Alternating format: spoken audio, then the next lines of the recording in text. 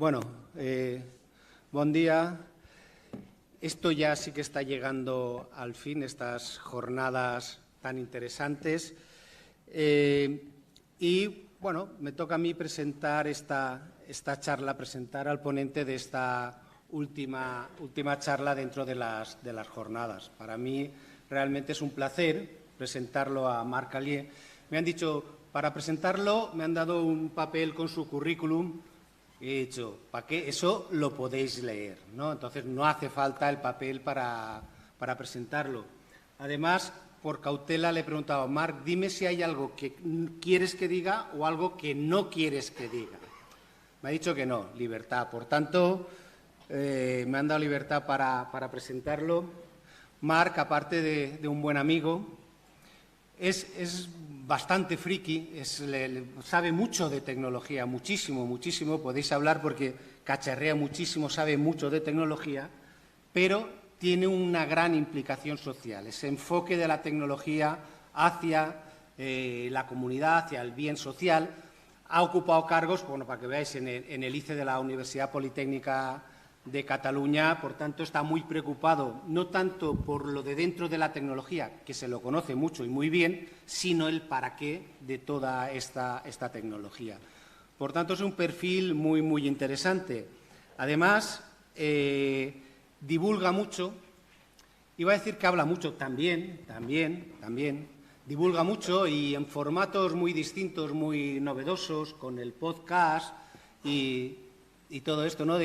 He dicho que divulga mucho con podcast y habla mucho porque quedamos para grabar en el podcast Cabalga el Cometa para hablar de IA y en la educación. Pasaron 2 horas y peleándonos por hablar, pero al final ya habían pasado 2 horas y había que parar el micro. Se acababa la cinta. Se acababa la cinta. Bueno, el caso es que creo que la conferencia va a ser muy interesante. IA generativa, compañeros de aprendizaje, y vamos a empezar. Pero con Marc sé cómo vamos a empezar, no tengo ni idea de cómo vamos a acabar. Lo que sí que os garantizo que como moderador a la 1:30 le corto y acabamos. Nos vamos a comer. Nos vamos, no, a la clausura. A la clausura, está Rafa aquí preparado. Y después ya vale. A comer. Bueno, Marc, tot teu. Moltíssimes gràcies per venir. Gracias por convidarme, gracias Farón. Bueno, tengo una pregunta que hacer. Lo primero es, a ver, ¿cómo lo queréis? ¿Cómo lo hacemos? ¿Con PowerPoint o sin PowerPoint? Sin PowerPoint. Sin PowerPoint. Vale, pues sin PowerPoint. Yo preparando esta mañana el PowerPoint, ¿para qué? ¿Para qué? Bueno, tengo una encuesta que haceros. A ver, ahora imaginaos que os dan, suponemos que sabemos que hay una distribución, nos cuentan los estadísticos, porque tienen unas ideas, las proyectan en el mundo y se las creen, que todos estamos de alguna manera en un nivel de bienestar dentro de la sociedad. Hay la gente pues, que es más pobre y la gente que es súper rica, y ahí pues, hay una distribución de riqueza. Si estáis aquí, yo diría que estáis del 20% más rico para arriba, ¿vale? Esto es, de hecho, incluso más. Un día precioso de junio, no tenéis nada mejor que hacer que venir aquí a hablar de pues, esto de educación y que alguien os cuente una historia. Bueno, permitidme que quite esto de aquí. Entonces, suponed que yo tengo poderes mágicos y soy capaz de transportaros a la época pasada que vosotros deseéis, permaneciendo en vuestro nivel económico relativo a la población mundial. Y podéis elegir la época pretérica que queráis anterior a vuestro nacimiento. ¿Quién coge el trato? ¿Como mujer o como hombre? Como hombre. Cámbiate el género. O como el sexo, los cromosomas. Hazte más alto, ponte más alta, más guapa, más fuerte, más rápida, más inteligente. ¿Quién coge el trato? Suponed que os cogen una desviación estándar de donde estáis por encima ahora, un poco mejor económicamente. Pero no podéis coger el siglo XX. ¿Alguien coge el trato? 2 desviaciones estándar por encima de donde estáis vosotros. Nivel Luis XIV. ¿Quién se cambia por Luis XIV? ¿vale? ¿Quién se carga? No, el que carga... no, el Luis XIV era el rey Sol, era su nieto al que cortaron la cabeza. Ah, vale. O sea, el problema es que a tus nietos les cortan la cabeza, ¿vale? Pero Luis XIV, el que monta Versalles... Por lo que veo es más malo conocido que bueno. No, claro, o sea, el tema, este es un tema muy interesante. O sea, por ejemplo, está la película, creo que Midnight in Paris, de Woody Allen, que viajan hacia el pasado con la Belle Époque, y dice, oye, no nos quedemos aquí, que aquí no hay antibióticos. Aquí no hay antibióticos. O sea, aparte de que no hay algo tan sencillo como antibióticos, baños dentro de casa, higiene, teoría de los microbios, ¿vale? O sea, pensad, el pobre Luis XIV tenía que coger cortesanas, había cortesanas que iban a sus aposentos y entonces fingían enormes orgasmos mientras los médicos practicaban cirugía sin anestesia en el pobre Luis XIV. Es una buena lección no cambiarse por Luis XIV. Entonces, pero en cambio, sí que existe, tenemos esa visión romántica de que cualquier tiempo pasado fue mejor. Pero cuando a alguien le proponen la apuesta, de alguna manera el sentido común, la necesidad de preservarnos, no queremos.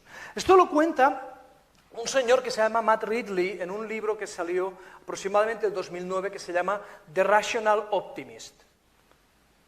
Existe gente a nuestro alrededor, economistas, doctores en ciencias del mar y gente por el estilo, que nos cuentan que el mundo se acaba y que todo va a ser horrible. Y si bien nos cuenta el padre del podcasting, Dan Carlin, en su libro The End is Always Near, siempre hay catástrofes y como especie y como individuos estamos preparados para que vengan cosas malas. Si observamos estadísticamente la situación en el mundo, cada vez estamos mejor. Tenemos más alimento, más energía a nuestra disposición. Con esta energía hacemos más cosas, pensemos lo que cuesta. Hay un estudio, por ejemplo, que cuesta iluminar una sala. En la época de los sumerios, iluminar una sala con una vela durante unas horitas prácticamente es como 2 días de trabajo de una persona. Eso es lo que cuesta. Tú necesitas una vela para leer por la noche, esta sala está muy bien iluminada y no creo que la universidad tenga ningún problema. O sea, cómo se factoriza los costes de este congreso, la iluminación no es un problema. Tenemos luz LED y es barata. Mira, resulta pues que hay este tipo de historias. Entonces, ¿qué es lo que está sucediendo?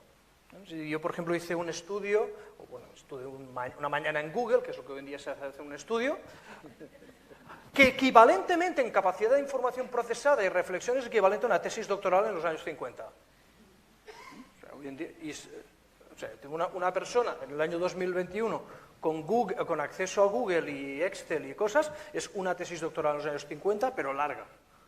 Eso significa que hay como una inflación en las tesis doctorales, que se lo cuente la ANECA, por eso hay inflación, ¿no?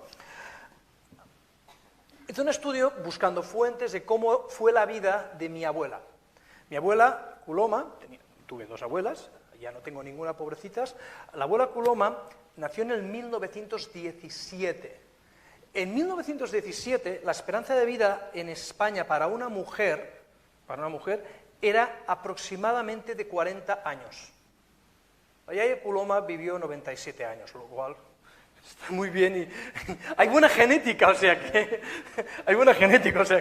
toquemos madera, o sea, a ver, ¿dónde hay que firmar? O sea, yo ahora voy a cumplir 52, estoy viviendo mi midlife crisis, ¿no? O sea, estoy apuntando a eso.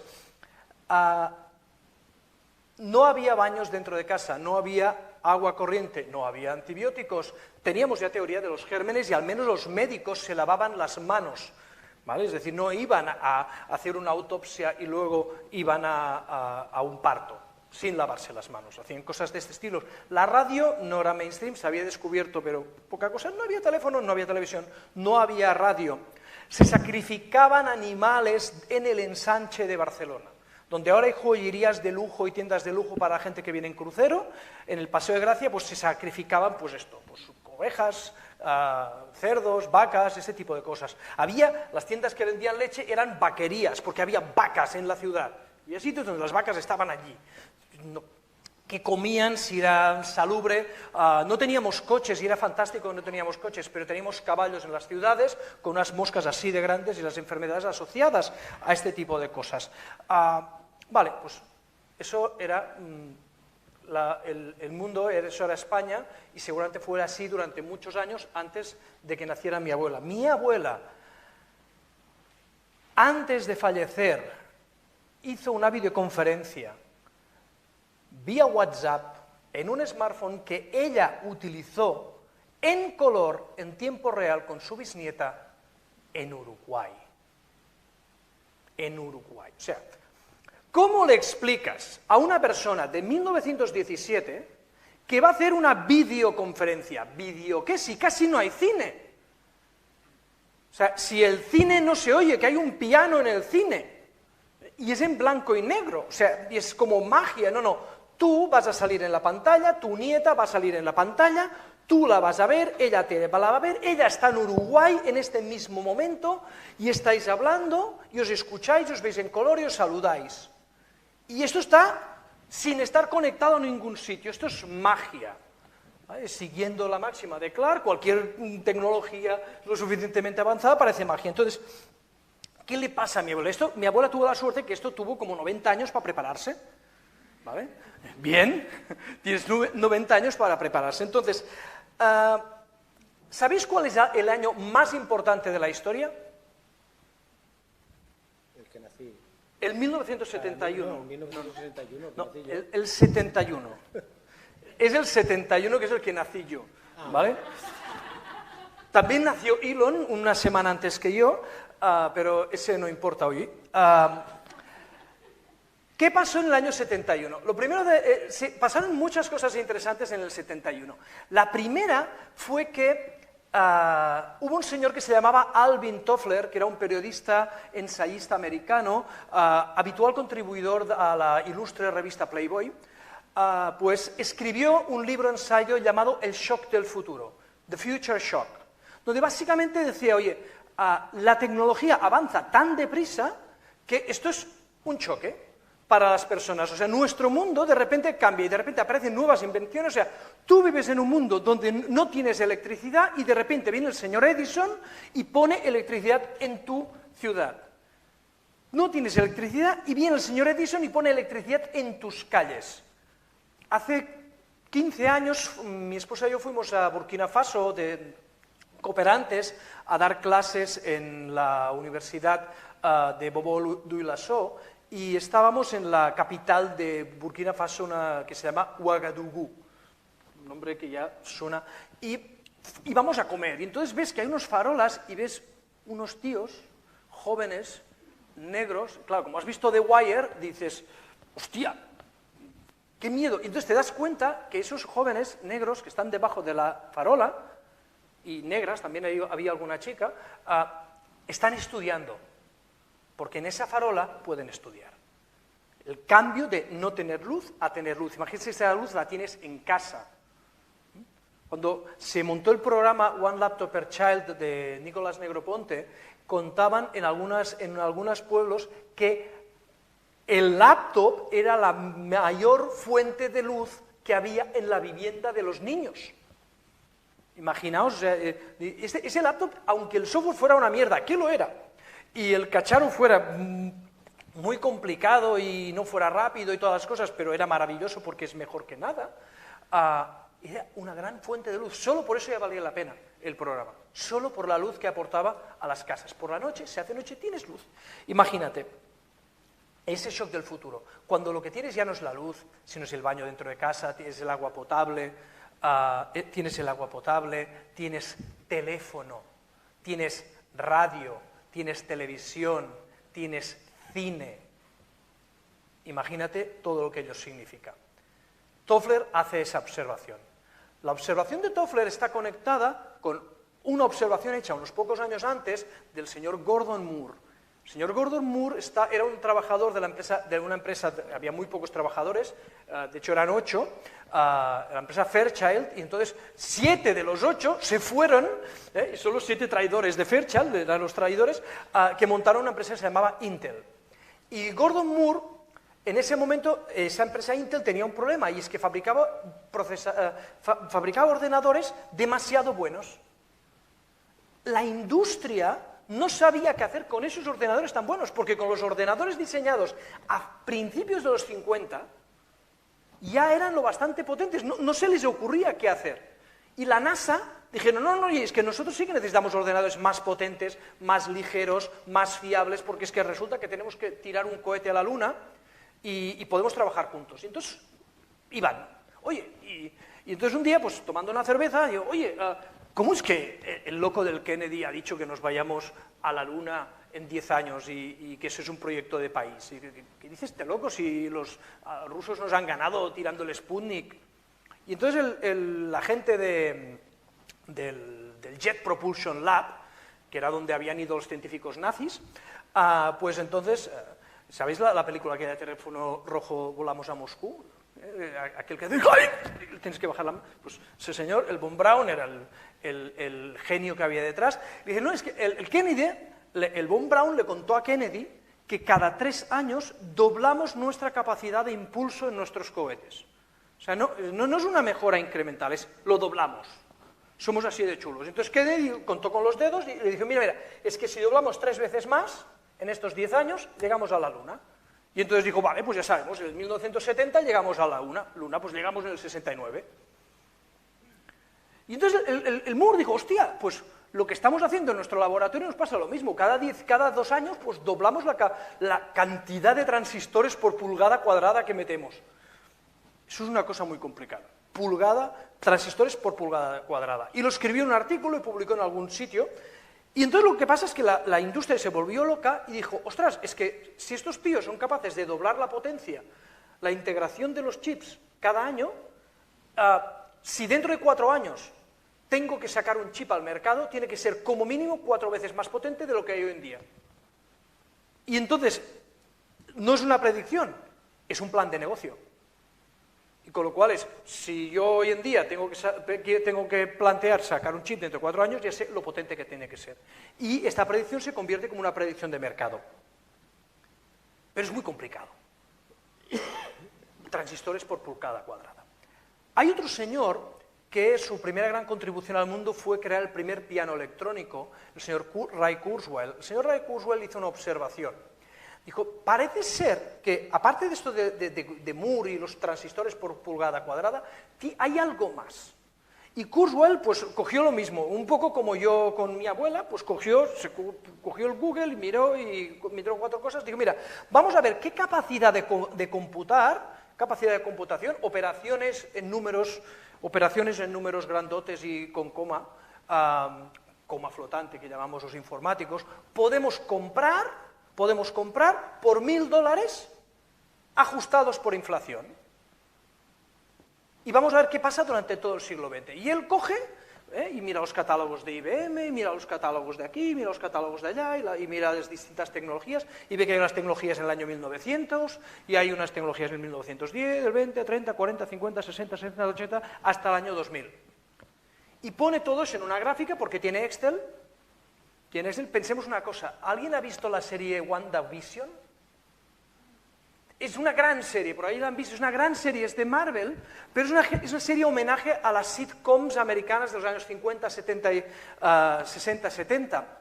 Entonces el señor Vision, que es como una especie de ordenador vivo, trabaja en una empresa de computación, donde hay unos señores con una mesa, con una libreta y una regla de cálculo, y tienen que hacer computaciones.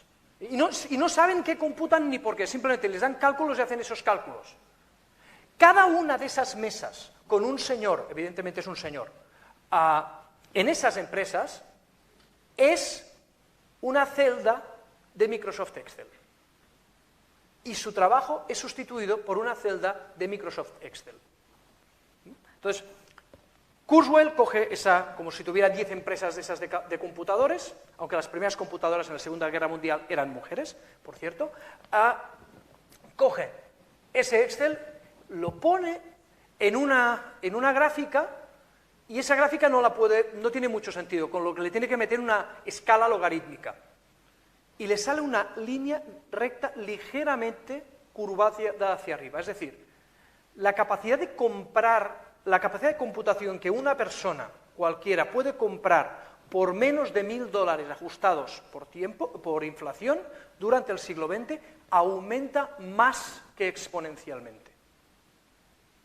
Todos habéis oído la historia del señor que hizo un favor por un faraón.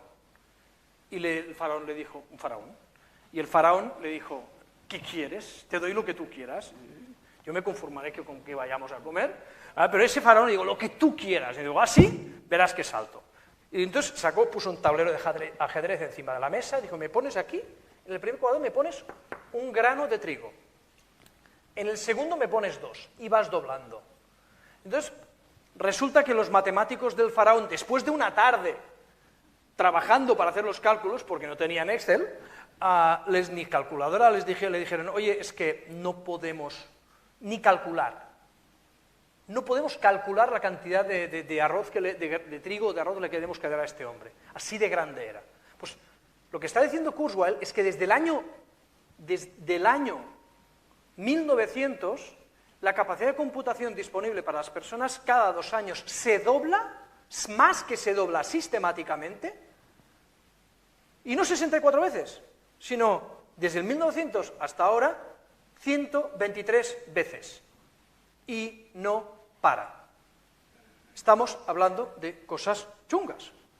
¿Qué representa eso para nosotros? Pues de entrada, pues el shock del futuro. Pero es que eso no empieza en el año 1900. Si estudiáis un poco de historia, creo que a los informáticos les encanta hablar de Ramon Llull, que es como el siglo X o XII, y estamos por la Edad Media, el Dark Ages, ahí el tío intentando convencer a los musulmanes de que Dios es católico y cosas por el estilo. Pero Ada de Lovelace y Charles Babbage a principios del siglo XIX ya tienen máquinas de computar steampunk, con máquinas de vapor y engranajes, es chulísimo, y además las han construido, esas máquinas las han replicado con Legos, o sea, las podéis ver, hay museos en los que se pueden ver estas cosas. ¿Qué pasa cuando algo aumenta exponencialmente? Porque no es lo único que aumenta exponencialmente, la capacidad de comunicación. La capacidad de comunicación, ¿cuántas Gs llevamos ya? Llevamos por la 5ª G, están hablando de la 7ª, ¿vale? Todas estas cosas. Entonces lo que estamos es que la computación ha cambiado el mundo. Hoy en día prácticamente, o sea, ¿alguien de aquí no lleva móvil? ¿Vale? ¿Alguien de aquí no está conectado a Internet? Vale, pues es eso, porque el 2007 no, vuestros móviles seguramente no estaban conectados a Internet, a no ser que fuerais muy frikis. A no ser que fuerais muy frikis y tuvierais un Palm Treo o cosas por el estilo, pero no lo teníamos. Vamos a hablar de inteligencia artificial.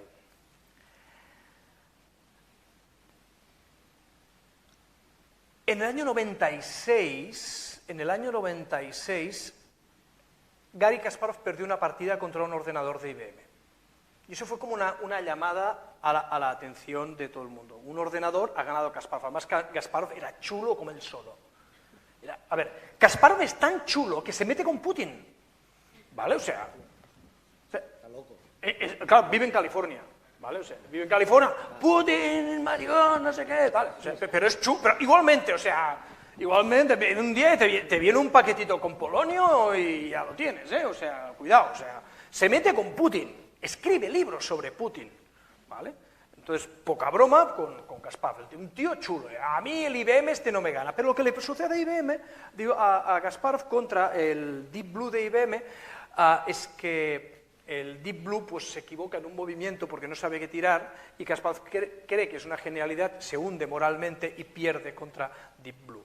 De alguna manera IBM sabe que esto es así, luego aparca el Deep Blue, no lo sacan nunca más y se quedan con la victoria. Hemos ganado, no te doy la revancha, no te la doy, ¿vale? El Kasparov quería la revancha, ya no te la damos, ahora no, ahora ya no acaba esto, pero de alguna manera hay como un momento de llamada. Vuelve a pasar algo así y sucede en Corea y en China, porque en Asia tiene este juego al que no sé jugar, que se llama Go. Los otakus de la universidad suelen jugar a Go y tal, es un juego parece muy sencillo, con piedrecitas y tal, pero no, es muy complicado. Y resulta que los de Google hacen un programa que gana al Go al Easy Dollar, que es el campeón coreano, y luego se va contra el campeón chino, porque de alguna manera es como dos ligas distintas, es, yo qué sé, ¿vale? Y gana también al chino. Y en China se vuelven locos. ¿Qué ha pasado aquí? O sea, esto es real y de repente el presidente de China se vuelve loco con la inteligencia artificial y empiezan a pasar cosas aquí. De alguna manera parece ser que esto de la inteligencia artificial, cosas que parecía que los ordenadores nunca harían, sí que hacen. John McCarthy es uno de los padres de la inteligencia artificial. Un señor así con un pelazo, así como faraón y tal. Y el John McCarthy decía que la inteligencia artificial es la ciencia de lo que no existe, porque cuando funciona le ponemos otro nombre. O sea que pronto, y por eso no hemos puesto IA, sino IAs generativas, que son unas cosas que hay hoy en día. Os he estado hablando de aceleración del cambio tecnológico. El problema que tenemos hoy en día, o la oportunidad que tenemos hoy en día, es que estamos delante de una aceleración, de la aceleración, de la aceleración. Y es porque el campo de investigación de la inteligencia artificial tiene como 60, 70 años, gente pues, que al principio eran todos amigotes, se encontraron en el Dartmouth College, hablaron, haremos cositas y tal, y esto es súper guay, y luego empiezan a investigar, piden mucho dinero, porque hay dinerito, hay investigación y tal, luego se ponen a parir los unos a los otros, porque el dinero me lo das a mí, no me lo das a ti, tal y cual, pero es como en el año 50 y pico deciden que se van a poner a investigar en inteligencia artificial y un montón de gente, como los caballeros de la mesa cuadrada, se van, estoy hablando de los de Monty Python, por supuesto, van en distintas direcciones. Cada uno en distintas direcciones van buscando las posibilidades, y unos buscan, pues, lógica, intentan ordenadores que sean capaces, programas que sean capaces de reproducir la lógica, hay otros que simplemente buscan cómo catalogar la información, detectar patrones, otros intentan emular el cerebro. Un señor que se llama Rosenblatt dice, mira, es que parece ser que los cerebros funcionan por una cosa que son neuronas y los montamos así y empieza a construir, cableando, cerebros digitales. Luego alguien se da cuenta que eso se puede digitalizar, simplemente convertir en cálculos matemáticos, y es lo que tenemos hoy en día con las redes neuronales, entre comitas, pues que básicamente son determinantes, son sumas muy grandes, sumas y multiplicaciones, y son cosas de este estilo. ¿Qué sucede? En el año 2017, Google, una de las dos divisiones de inteligencia artificial que se llevan a matar entre ellos de Google, DeepMind, la otra es Google Brain, publican un artículo diciendo que han descubierto una arquitectura nueva que se puede montar esto de las redes neuronales, que se llama el transformador. El transformador básicamente es una forma de, para entenderlo así un poco de estar por casa, cojo un texto, lo transformo en un churro de números, eso se llama vectorizar, o tokenizar, lo conviertes en un montón de números, y entonces esos números los pasas por la red neuronal, y entonces el transformador es capaz de mirarse esos números y decir, ahora, ¿qué es lo que tiene que venir a continuación? Y nada más. Es capaz de, a partir de cosas que antes le han enseñado, es capaz de saber cosas y decir qué es lo que vendrá a continuación. No big deal. No big deal. Pero resulta que eso es la hostia. Eso es la hostia. No se pueden decir palabrotas. No se pueden, pues lo acabo de decir. Hostia. Hostia. Joder, macho, no me lo habías dicho. Vale. Eso es la hostia. A ver cómo lo contamos.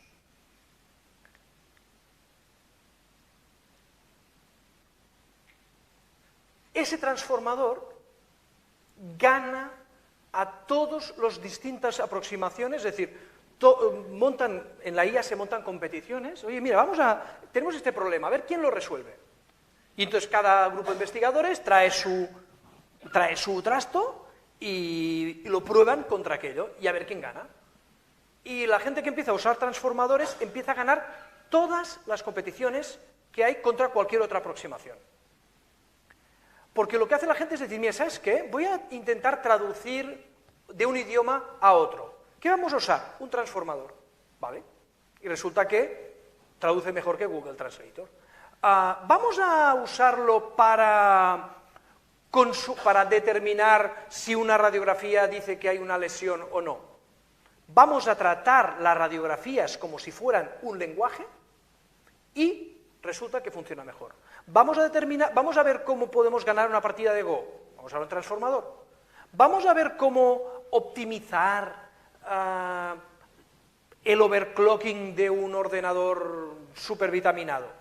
Vamos a tratarlo como si fuera un lenguaje. La idea es, vamos a hacer que cualquier cosa que hacen las personas, porque al final nosotros operamos así. Un arquitecto, ¿qué hace? Crea un lenguaje en el que expresa cómo están diseñados los edificios. Ese lenguaje implica dibujos técnicos, cotas, es un lenguaje. Yo estoy utilizando un lenguaje para comunicaros un montón de ideas. Los humanos lo transformamos todo en lenguaje y lo procesamos todo con lenguaje. Entonces, lo que hacen los investigadores de inteligencia artificial es cualquier cosa que te imagines, vamos a tratarla como un lenguaje. Las imágenes, vamos a tratarla como un lenguaje. Las convertimos en números y lo pasamos por transformador como si fuera un lenguaje. Y de repente esto empieza a ser útil. Muy útil y gana a todas las otras aproximaciones. Muy bien. Pero lo que sucede es que por primera vez todos los investigadores que están trabajando en las cosas de inteligencia artificial, intentando resolver cosas como visión por ordenador, generación de imágenes, optimización, juegos, lenguaje natural, comprensión, razonamiento automático, cualquier división de la inteligencia artificial, distintas aproximaciones que los científicos eran incapaces de leerse mutuamente los artículos. Es decir, tú eres investigador de inteligencia artificial, muy bien, yo también, mira, tengo este paper, y tú no puedes leerlo, porque no conoces los teoremas matemáticos, por esas las implicaciones, por ahí un montón de cosas que tú no conoces. De repente, estamos en 2016, nos encontramos en el 2020, ¿tú qué haces? Visión por ordenador, ya, pues yo hago renderización de imágenes en entornos 3 dimensiones. ¿Y qué haces tú? Transformadores. ¿Y tú? Transformadores. Y entonces tú dices, oye, ¿sabes qué? Me he encontrado que si optimizas así, dándole la vuelta y le pones una cosa verde por encima, esto va un 1% más rápido. Pues mira, este truco que haces tú también lo uso yo. Esto significa que es la torre de Babel a la inversa. Todo el mundo está investigando en lo mismo. Cuando Newton escribe el principio de matemática y luego nos da las leyes de la física, todo el mundo empieza a pensar en la física de la misma manera. Toda la gente durante el siglo XIX, pues ¿qué pasa? Cuando piensan en física, pues están metiendo integrales. Usan el mismo lenguaje. Y las fórmulas y los hallazgos de unos y otros empiezan a converger y de repente la sociedad avanza brutalmente. Imagínate el conocimiento de la mecánica y de la tecnología y de la química desde el siglo XVII hasta finales del siglo XIX. El avance es alucinante, pero es que todos están investigando en la misma manera, con el mismo lenguaje, con las mismas ramas de las matemáticas, hasta que llega un momento que no puede avanzar más. Pues esto está sucediendo en inteligencia artificial.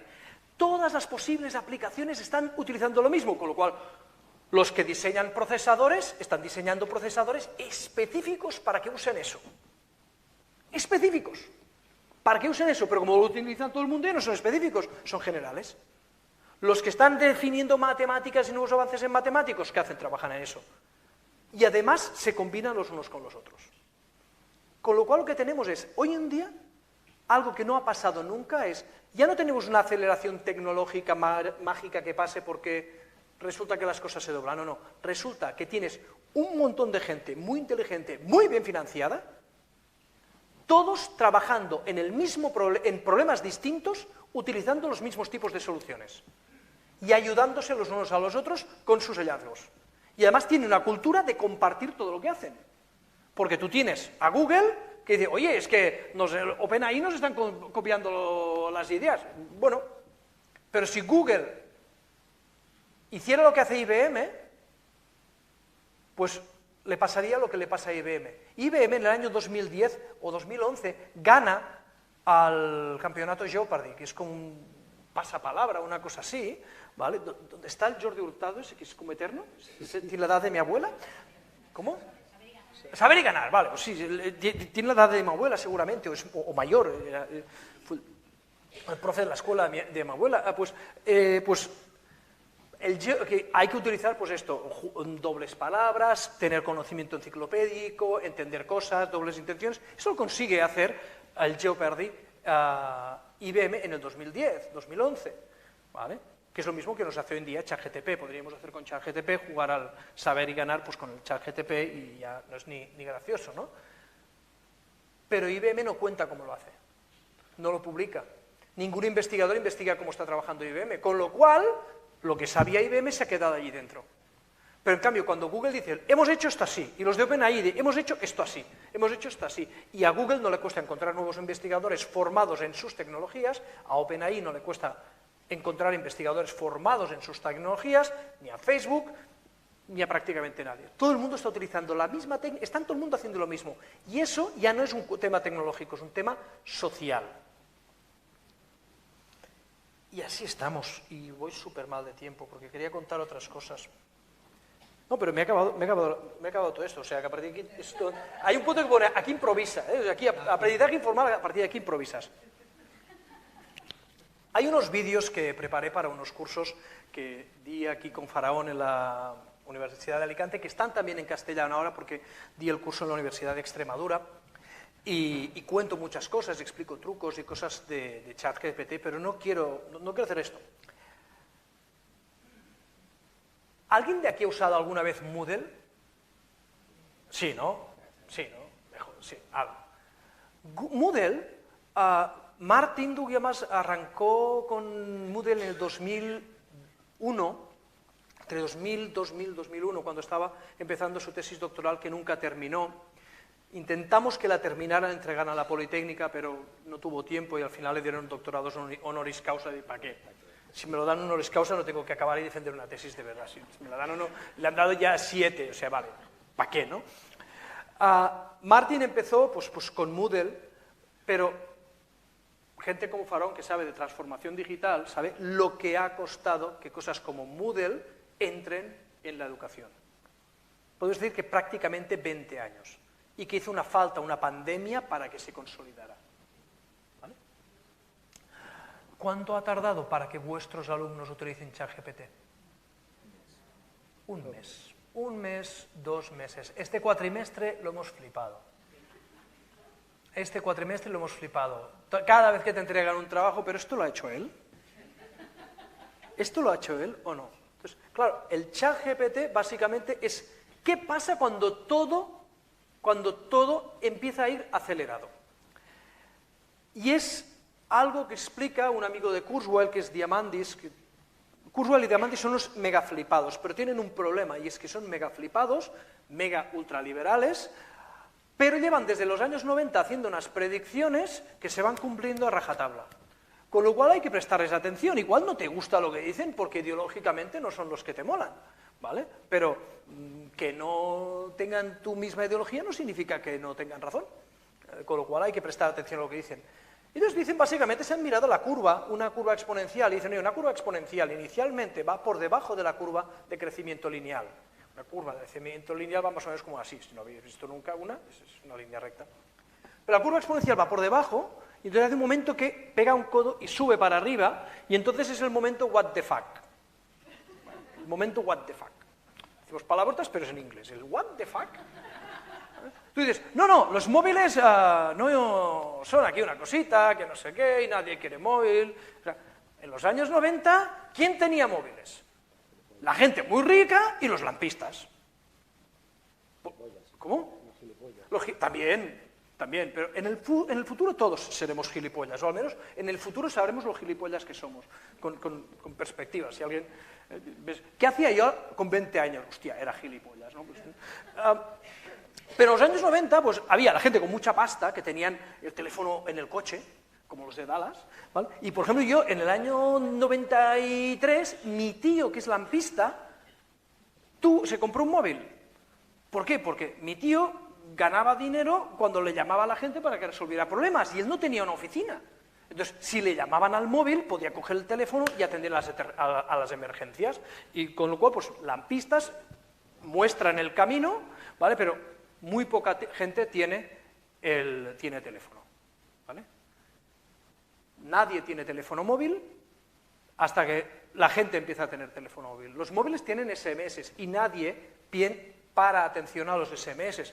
Aquí en España, en 2004, cambian las elecciones gracias a los SMS, o por culpa de los SMS en función del espectro político en el que estéis. Pero resulta que los medios de comunicación dicen una cosa, no todo el mundo está conectado a Internet, pero todo el mundo tiene SMS y pásalo. ¿What the fuck?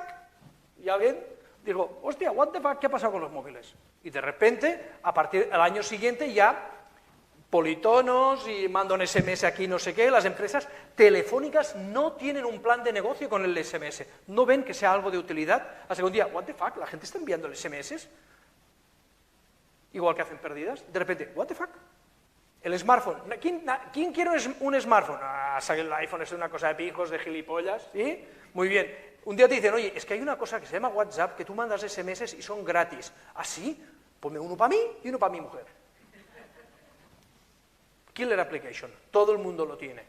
Llega un momento en que hay el momento what the fuck, aparece una killer application y todo el mundo coge esto.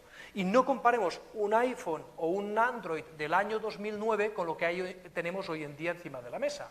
Pues en el 30 de noviembre de 2022 tenemos un momento what the fuck, ¿vale? Porque si hace un año tenías que entrar a usar ChatGPT, tenías que entrar, hacerte una cuenta en OpenAI, tenías que entrar en un sandbox y tenías que bajarte un API, tenías que coger un Jupyter Notebook y hacer no sé qué, llamar al API y no sé cuántos, y sí, parece que tal, pero eso lo tienes que decir bien y a veces se equivoca y alucina pepinos, bueno, sí, qué chulo, no sé qué, y alguien escribe un artículo a La Vanguardia y sí, vale, esto no sé qué, pero cuando tú coges el ChatGPT, entras aquí, hola,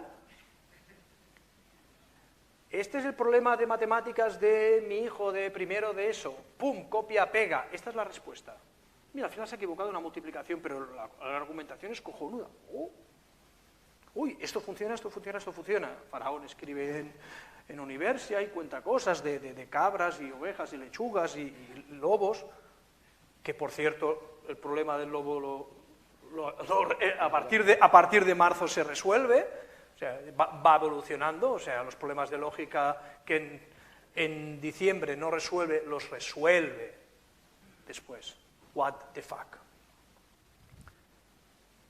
Todo el mundo utiliza ChatGPT normal. ¿Cuántos de vosotros pagáis?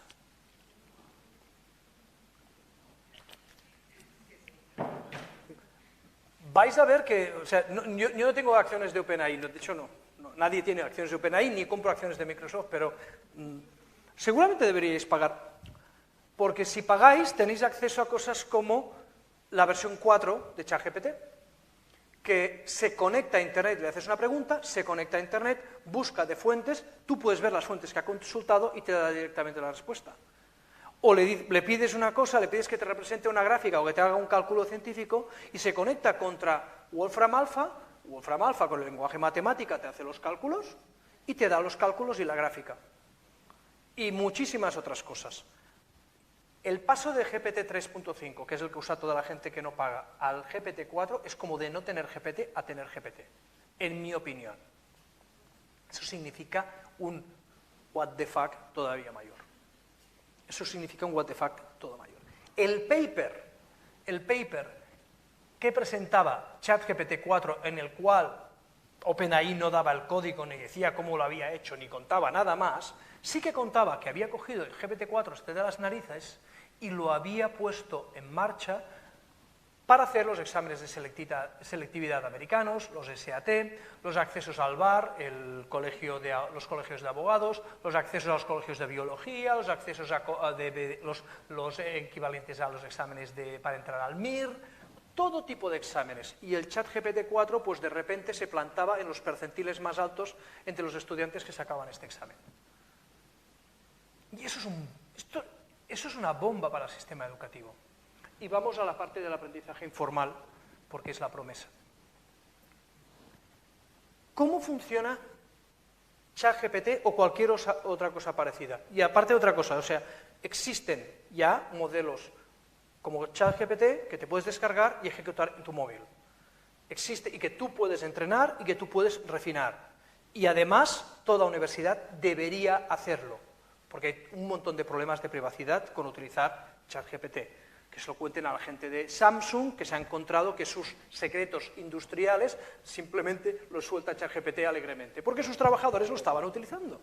Hasta que les dijeron, parad de preguntarle cosas de investigación súper chunga a ChatGPT, que esto no se ejecuta en tu ordenador, sino que esto se va a los ordenadores de Microsoft, y ellos ni saben lo que está. Pero una persona de la competencia investigando lo mismo que tú, harás ciertas preguntas y le saldrán las respuestas que le has dado tú, porque conocerá tu trabajo. O sea, mucho cuidado, con lo cual, el paso, digamos, de los vicerrectores que están en transformación digital, oye, y sí, montamos algún tipo de plan para las universidades, tengamos nuestros propios lenguajes y afinarlos y saber lo que estamos haciendo y cómo lo hacemos, esto es otro tema. El tema es, ¿cómo se entrena una red neuronal con transformadores? Yo tengo posibles entradas encajadas con salidas, ¿vale? Nadie espera a la Inquisición española. El caballo blanco de Santiago es blanco, ¿vale? El caballo blanco de Santiago se ha cagado en la puerta de tu casa. Posibles entradas y salidas. Pum, pum, pum. ¿Cuántas? Trillones. Muchas, muchas, muchas. Internet va lento. Ciertas webs de Internet van lento porque las empresas que están haciendo investigación de inteligencia artificial están chupando la información para meterlas en estos trastos. ¿Cómo? Como locos. Esto es lo que, ¿no? es de lo que tenemos. Vamos allá. Yo tengo un examen, tengo una asignatura, tengo mis contenidos, propongo un examen y sé cuáles son las respuestas del examen. Si sé esto, puedo entrenar un modelo.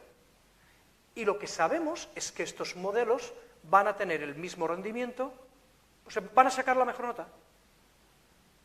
O sea, cosas que antes no podíamos automatizar, como hacer un examen, como si enseñamos, esto es lo que tienes que hacer, este es el resultado esperado, esto es lo que tienes que hacer, este es el resultado esperado, que es como enseñamos, ese es el aprendizaje formal, ¿no? Pues eso, parte 1, una herramienta como ChatGPT lo hace perfecto, entiende todo tipo de sutilezas y lo que hoy no funcione, lo hará mejor en el futuro, o mucho mejor en el futuro. Podremos entrar imágenes en vez de únicamente texto.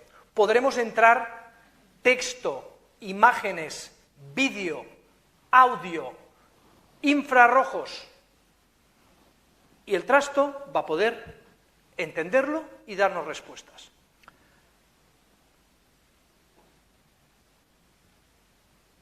Volvamos a 1971,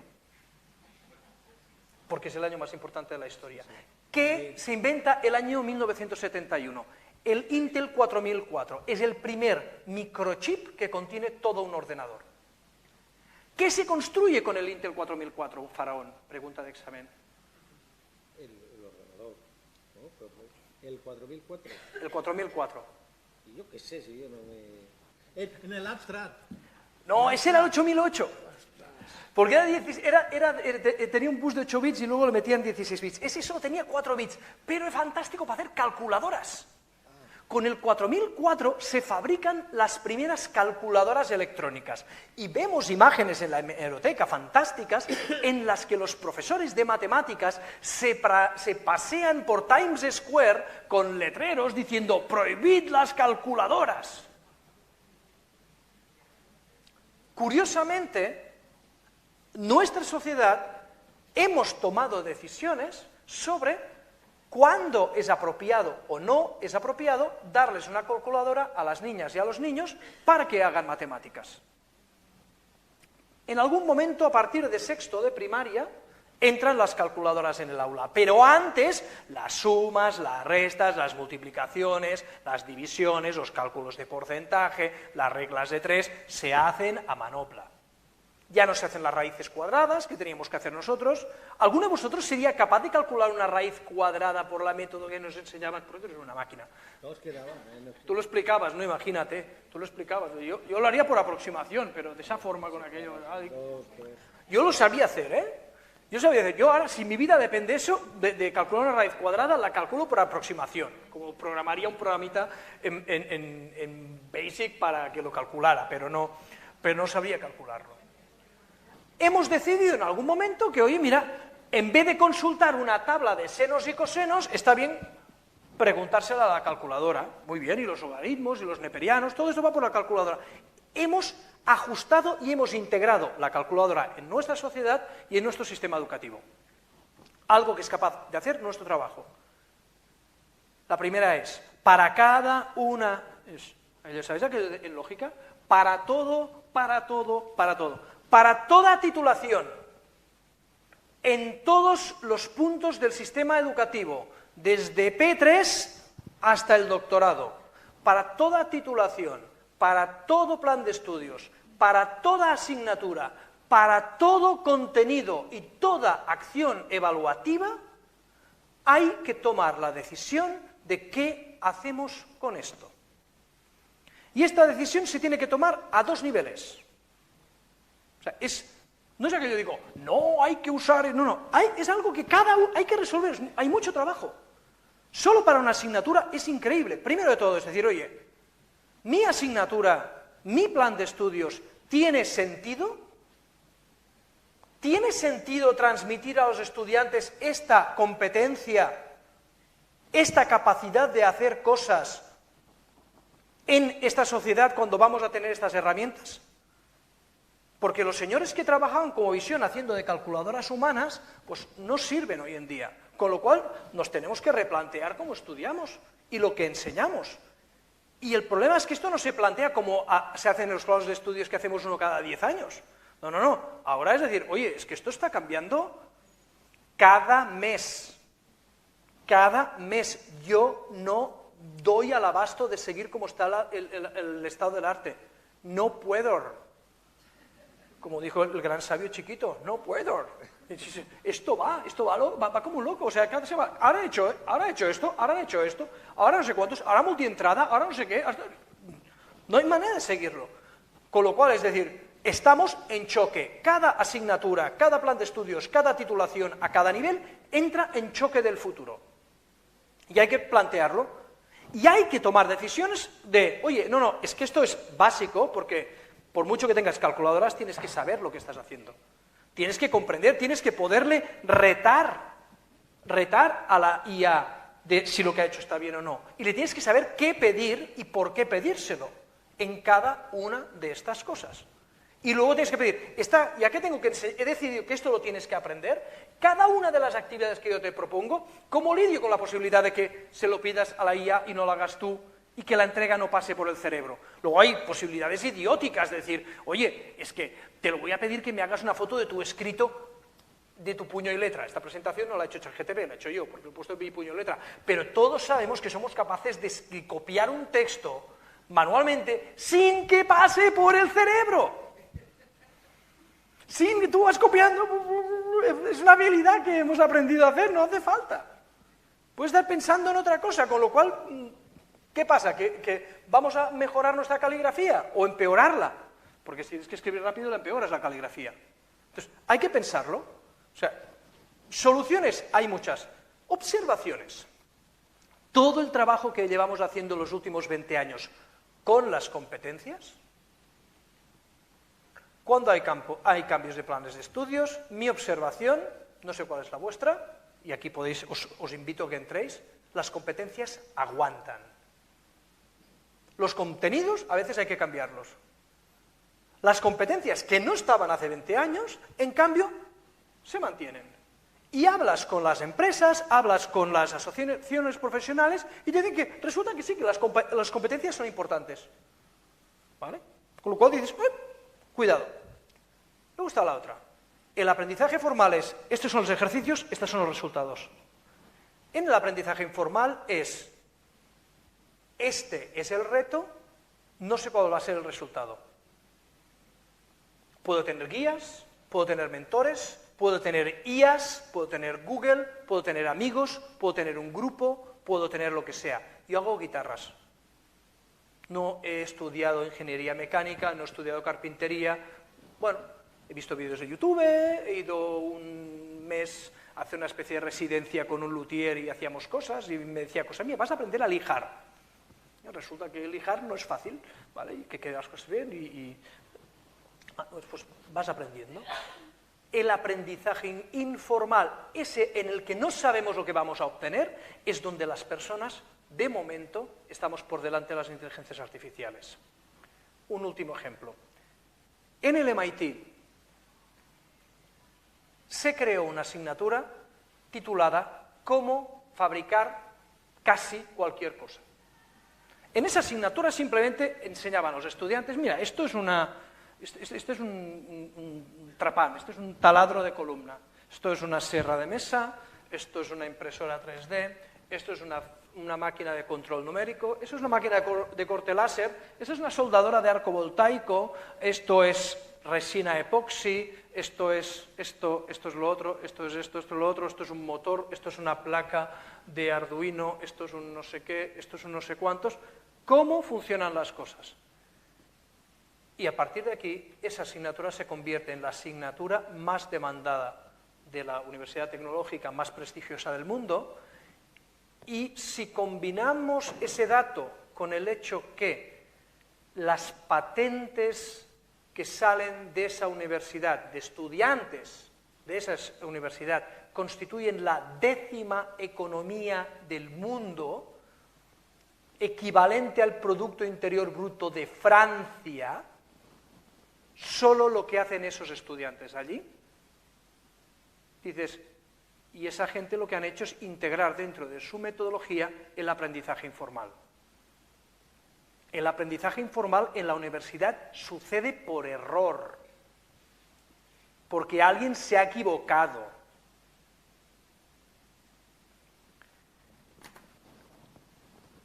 Cuando hemos automatizado la burocracia informática en las universidades, eso solo ha servido para que vicerrectores bien intencionados nos metan más burocracia, hasta llegar al punto de que no sabemos qué carajo tenemos que poner en las aplicaciones de workflow.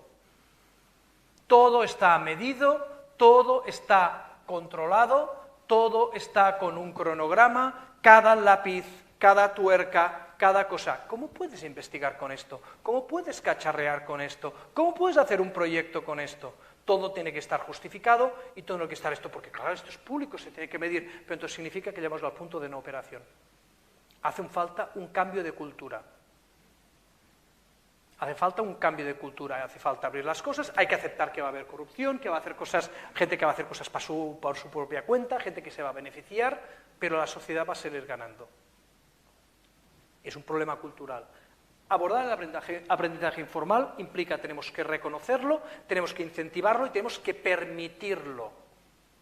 Tenemos que reconocer que eso tiene valor, hay que valorizarlo.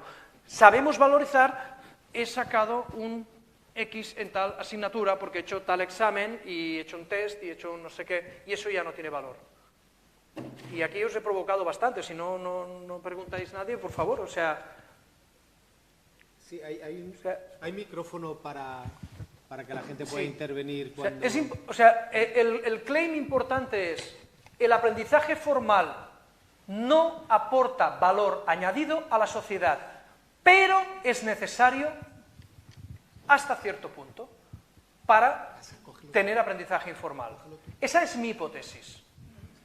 Creo que más provocador que esto no podía sacaros nada. Es el aprendizaje formal no aporta valor añadido, aunque es necesario hasta cierto punto. Y no sabemos cuál es ese punto.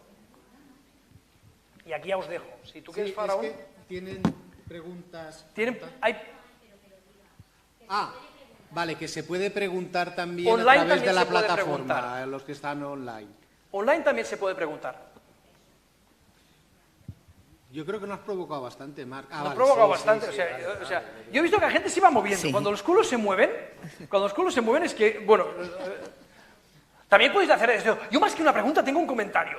Bueno, Entonces, what the escuchamos. fuck. No, he flipado. O sea, mi charla de ayer era ChatGPT o como se... Yo le llamo Chati porque yo estoy in love con Chati, entonces yo lo de ChatGPT o GPT... Chati, está bien. Para mí es Chati. Chati, está bien. al final la conclusión de mis estadísticas que he hecho junto con la Universidad de Brasil, 200 encuestas, y la evolución fue del primer día de cuatrimestre, donde yo les llego y les digo a mis estudiantes de Ingeniería Química, vais a ser conejillos de Indias, no sé lo que va a pasar, pero esto es... poca gente lo conocía, a la semana los de Brasil ya lo conocían todos, pero es que de no usarlo o usarlo solo para chorraditas, han terminado usándolo y flipando y con miedo. Porque, claro, pero eso está genial, pero es que mi examen de esta tarde es un examen del año, o sea, yo soy muy innovadora y todo, pero la guía docente pone que tengo que hacer un examen final que valdrá el 50%. Y claro, eso me plantea que decir, vale, hemos descubierto una renta tal, pero ¿cómo tendré que empezar a pedirle otras cosas? Porque si mis informes de laboratorio ya me han dicho que para hacerlos ellos han usado Chatty, además yo en algunos puntos decía, esto que os lo haga Chatty, porque esto no hay que perder el tiempo, si esto ya lo hace. Entonces, claro, es un momento de decir, tengo que empezar a repensar todo lo que pido a mis estudiantes, porque si lo puede hacer una máquina, no me vale. Entonces es un momento de que nos va a exigir mucha creatividad y mucho calentar la cabeza si no queremos que nos engañen. A ver, yo no me voy a obsesionar con intentar encontrar la mejor herramienta de detección de plagio y tal, no. Mi obsesión será ver cómo hago que piensen y que utilicen esto para avanzar. Y realmente creo que tenemos un momento de ¡puf! Y nada, darte la enhorabuena porque me ha encantado. Yo es que creo que, a ver, lo que tenemos que hacer es solventar a lo mejor el problema ahora de oye, para el examen, pero yo creo que eso será parchear. Si solo replanteamos la evaluación, será parchear. Si replanteamos las clases que damos, también será parchear. Yo creo que todo esto lo que nos está diciendo a medio plazo es que tenemos que replantear incluso el objetivo de lo que estamos haciendo. ¿Vale? Y creo que eso marque lo que estaba planteando. A lo mejor lo que tengo que poner en duda es el objetivo. Y ahora me diréis todos, ya, pero tengo que cumplir con la ficha de asignatura que me pone la universidad, que viene de la NECA, que no cambiaremos. Bien, pero esa reflexión desde ahí arriba tienes que ir bajando y ver qué puedes hacer. Porque si no, nos pasará como en la pandemia. Si esto es un...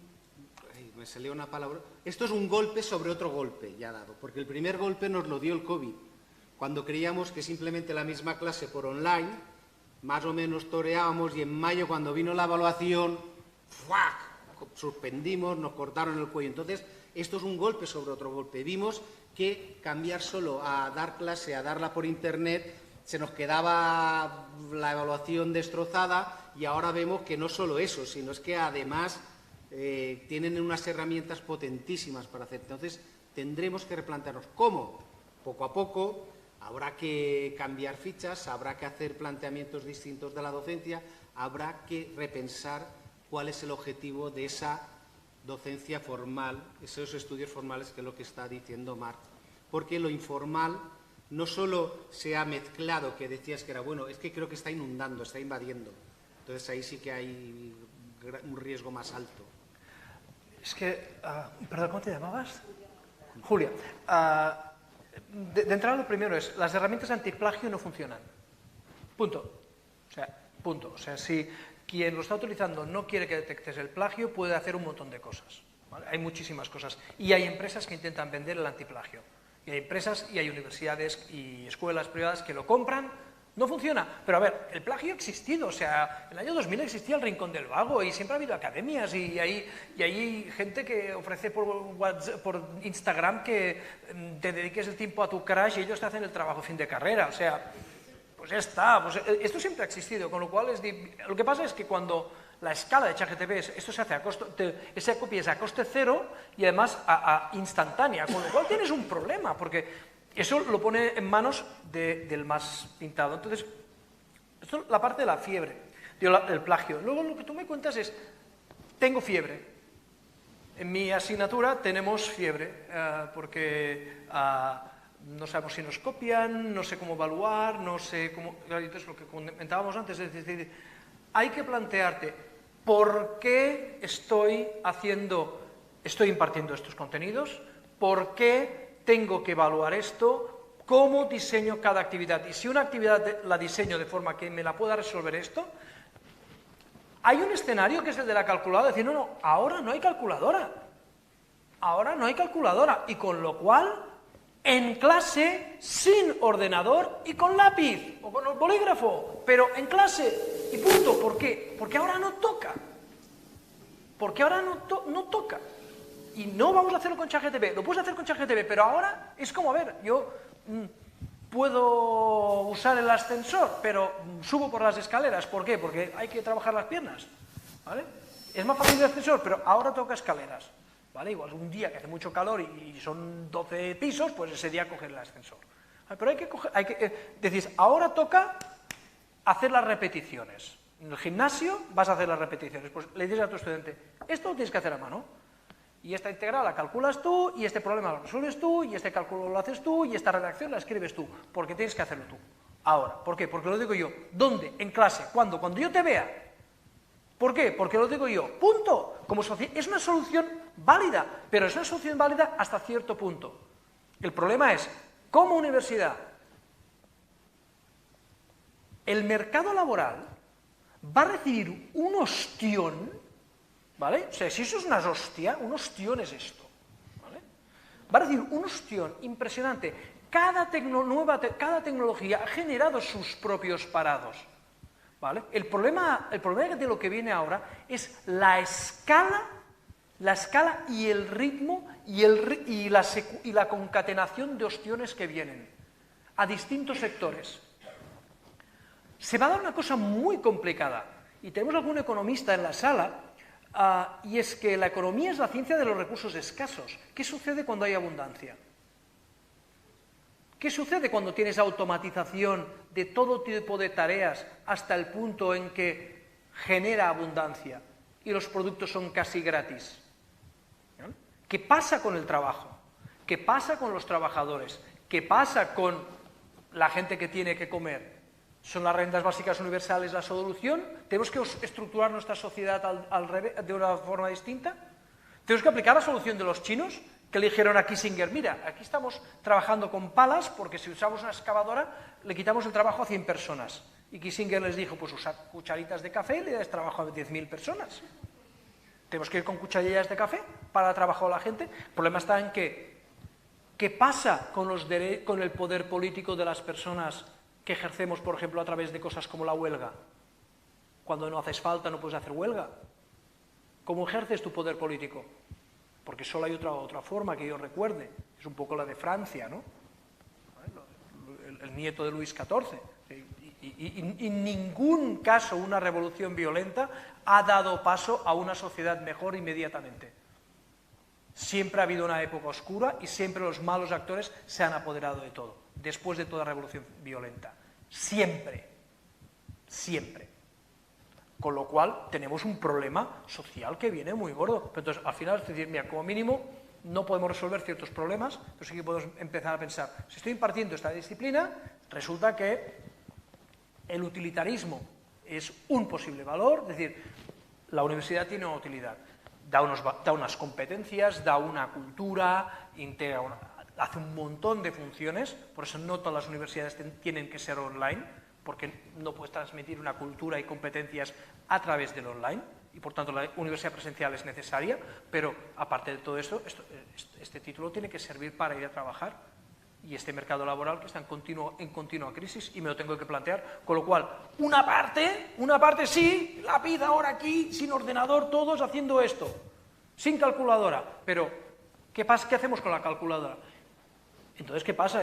Los proyectos de fin de carrera que estamos viendo ahora en informática están haciendo cosas que antes eran proyectos europeos. Y te lo programan en 15 días. Te lo programan en 15 días. Es alucinante cuando utilizas ChatGPT más Copilot para programar. Pues todo esto se afecta. Es una reflexión y no tengo respuestas. O sea, lo que tengo claro es... Cuando hablamos en diciembre no tenía claro, ahora tengo claro, las preguntas son clarísimas. Y el aprendizaje formal es necesario, pero no aporta valor. es difícil defender las cosas necesarias que no aportan valor. ¿Qué pasa con las carreras que son 100% formal? Pupa, ¿no? Pues igual se tienen que repensar, ¿no? ¿Para quién tienes que decir algo? Que tenemos un cuarto de hora. Hola, buenos días. Buenos días. He seguido con mucha atención tu presentación, bueno, la no presentación, porque la has hecho todo oral y ya está, ha sido brillante, pero también tengo que decir que me ha costado a veces seguir un poco el hilo conductor en relación al título. Existe el PowerPoint, pero... Bueno, paso a la pregunta, ¿no? al hilo del debate. Yo quería conocer tu opinión. Bueno, yo estoy de acuerdo contigo y con otros ponentes que han participado estos días, que bueno, que la inteligencia artificial y herramientas como el ChatGPT pues son cosas que han llegado ahí para quedarse, aunque sean muy emergentes y que van a cambiar muchísimo la forma en la que se accede al aprendizaje informal, ¿no? Pero claro, es decir, desde la universidad, que somos un centro en el que nos dedicamos tanto a la generación como a la transmisión del conocimiento, creo que quizá debemos de poner mayor énfasis en intentar entender cómo podemos hacer un buen uso de esas herramientas, tanto en el ámbito docente, ¿no? Es decir, con actividades en las que los alumnos puedan utilizar ese tipo de herramientas para completar su aprendizaje, ¿no? Pero también hay otros aspectos que a mí me generan muchas dudas y de los que se ha hablado muy poco hoy y ayer, ¿no? Que tienen que ver, por ejemplo, con las implicaciones éticas, ¿no? Es decir, el uso, por ejemplo, de la inteligencia artificial para hacer determinados trabajos que comprometen datos de tipo personal, la relación también entre la inteligencia artificial y lo que se denomina la ciencia abierta, ¿no? Es decir, hasta qué punto, bueno, yo estoy colaborando con un profesor en Arizona que está utilizando inteligencia artificial para desarrollar sistemas de clasificación en arqueología, ¿no? Que antes hacíamos pues, desde la estadística bayesiana o hacíamos a través del análisis morfológico, ¿no? Pero no sé hasta qué punto todo lo que es la inteligencia artificial o todas las herramientas son libres, ¿no?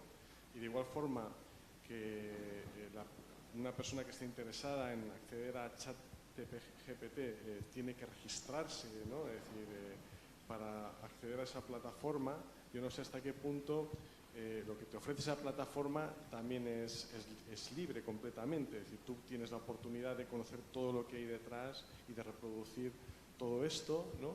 O entiendes un poco por dónde voy, ¿no? Es decir, hay una serie de temas o de aspectos que son colaterales al uso de la inteligencia artificial que yo como docente y como investigador creo que son necesarios, ¿no? Conocer un poco mejor, ¿no? Es donde yo creo que también como docente necesito recibir un poco más de información de estas horas.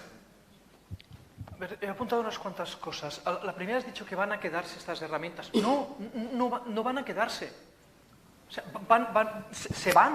O sea, el what the fuck es, entran y suben y sus competencias y las cosas que pueden hacer empiezan a desafiar la imaginación. O sea, Facebook ha sacado un modelo en el que combina transformadores que afectan a distintas fuentes de entrada. Por ejemplo, combinan texto más imágenes, más vídeo, más audio, más movimientos detectados por acelerómetros. Y entonces, por ejemplo, le puedes entrar una foto de un sonido de un perro ladrando y le pides que haga una imagen de dónde se está produciendo eso. Y, por ejemplo, uno de los ejemplos ponía el perro dentro de una habitación cerrada porque había detectado por las reverberaciones que estaba en una sala cerrada, por el eco. Cosas muy locas están viniendo. Herramientas.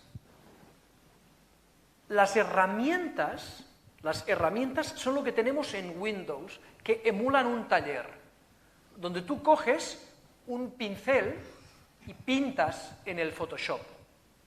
objeto, acción.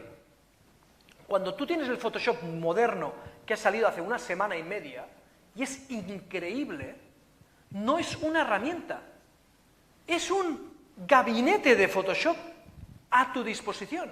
No tienes que aprender a usarlo. Tú señalas y dices, aquí me pones un hipopótamo rosa con un tutú escribiendo a máquina. Y te lo pone en la imagen iluminado así. He visto fotografías de discos como el Nevermind de Nirvana, en el que hay el niño nadando y lo pescan con un billete de $1, y cogen, eso es una imagen pequeñita, y amplían toda la imagen, y sale toda la piscina. Y eso se hace en un segundo con el nuevo Photoshop. Pero eso va, o sea, son múltiples herramientas que hacen cosas que no nos imaginamos con curva de aprendizaje plana. Eso es muy bestia. El apartado ético. Yo doy la asignatura de ética informática en la Facultad de Informática desde hace 20 años. La arrancó mi mentor, Miquel Barceló, editor de ciencia ficción, que nos dejó hace un par de años. Y últimamente, y entonces he visto como gente con la que yo había hablado y la tengo entrevistada en podcast, preguntándole por la ética de la inteligencia artificial, y me han dicho que eso era hablar de aspectos éticos y morales de la IA es amarillismo. Esta gente está ahora en comités técnicos porque mola, en comités éticos porque mola. Y se dicen chorradas. Y lo que veo en los comités éticos es señalización de la virtud e intentar legislar cosas a propósito de un ejemplo concreto. Y es lo que estoy viendo en Bruselas. Estoy viendo los comités éticos que salen, las directivas que hay, y digo, no me parece correcto, porque no se está pensando correctamente. No es la solución a las calculadoras, es vamos a reaccionar a lo que hay ahora. Estamos pensando en un caso concreto, en una empresa concreta, con un aspecto concreto, y eso se llama prevaricación. O sea, cuando hoy en día se está hablando de ética, en muchos casos, no puedo decir todos porque no, ¿vale? En muchos casos estoy escuchando chorradas. En cambio, sí que firmé el manifiesto diciendo, oye, vamos a frenar un poco esta investigación. Y creo que hay que frenarla porque la sociedad necesita respirar, integrar lo que nos está viniendo, porque el shock del futuro que tenemos ahora es de órdago y va a venir a más. Open source. Las tecnologías de LLMs tienen una característica, y es que cuando tú construyes el primer LLM y lo puedes utilizar, es muy fácil utilizar este LLM para que te dé el conjunto de resultados que tú quieres para entrenar a otro. Y entrenar a otro más pequeño, con más rendimiento, y que encima lo puedes todavía comprimir más. Y eso es lo que está haciendo la comunidad open source. Están cogiendo algunos LLMs que se han publicado, grandes modelos, y están haciendo entrenamiento utilizando ChatGPT y las APIs de ChatGPT para generar modelos de refinado. Y está Google y OpenAI muy preocupados con lo que se está haciendo en el mundo open source. Eso significa, eso es bueno porque cualquiera puede montarse su LLM y la universidad podemos montarnos nuestro LLM y tendríamos que estarlo haciendo, pero también es malo porque cualquiera puede montarse su LLM y utilizarlo para lo que él quiere. Finalmente, lo del what the fuck, la predicción de Kurzweil y lo que a mí me parece, lo que yo creo que va a pasar, es que el cambio que vivió mi abuela de 1917 a 2017, en términos de cambio tecnológico, social y económico, va a ser el mismo que vamos a vivir nosotros de 2023 a 2030. Es así de serio lo que viene. No sé cómo va a ser. ¿Va a ser traumático? ¿No va a ser traumático? ¿Va a ser maravilloso? ¿Va a ser utópico? Mucha gente diciendo tonterías. Cuanta más veces se usa la palabra ética, peor. Porque tendríamos que estar hablando de deontología y hablamos de ética, para empezar. Para empezar. Entonces, cuando yo hablo de ética, hablo de Rawls, hablo de Kant, hablo de Spinoza, hablo de Aristóteles. Cuando la gente que está hablando hoy en día de IA y ética no habla de eso. Dicen otras cosas. Y hay intereses económicos velados, y hay no sé qué, y hay comisiones y cenas. No me gusta nada, y estoy en cámara diciéndolo, pero no me gusta. Pero, Marc, por entrar en polémica, si podéis hablar también. Parar la IA. Yo el otro día en la charla es parar la IA. Me parecen las declaraciones de postureo, porque realmente vas a conseguir que paren, van a parar todos. Todos sabemos lo que pasó con la bomba atómica y a partir de ese momento el dilema del prisionero y cualquier otra teoría de juegos. Es decir, vamos a parar públicamente, los malos que dices tú van a parar, o habrá quien será tan falso de decir yo me paro, pero por dentro de ello seguir trabajando que esto no quiero ahí. Entonces, ¿quién va a parar? Nadie. Vale. Nadie va a parar. O sea, sería interesante parar y como sociedad incluso decir, vamos a mantener ciertas cosas. O sea, a ver, hay una serie de preocupaciones.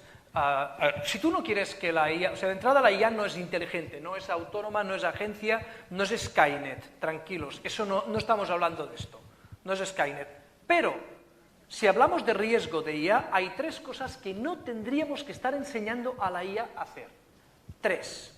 Y son como de sentido común. Si yo fuera un escritor de ciencia ficción, y no soy lo bastante bueno como para serlo, propondría 3 cosas que no hay que enseñar que hacer a la IA. Una, no enseñar a la IA a manipular a las personas. Upsi, lo hemos hecho. ChatGPT sabe manipular a las personas. Porque hemos enseñado con la literatura de cosas. Hay libros como la Universidad Carnegie Mellon se fundó a partir de lo que consiguió el señor Carnegie a través de su libro fantástico, Cómo hacer amigos e influenciar a la gente. Que es básicamente cómo utilizar la psicología para vender y manipular a las personas. O libros como Think Fast and Slow de Kahneman, etc. Todo eso está ahí dentro. Todo eso está ahí dentro. La IA sabe manipular a las personas. Otra cosa que no le tendríamos que dejar de hacer, que no se conecta a Internet del solito. Upsi, ya se conectan a Internet ellos solitos. Upsi, ¿qué podría salir mal? No lo sé, pero algo. La última, no tendríamos que enseñar a la IA a programar y a programarse a sí misma. ¡Upsi! ¡Ay! Tenemos aquí un problema.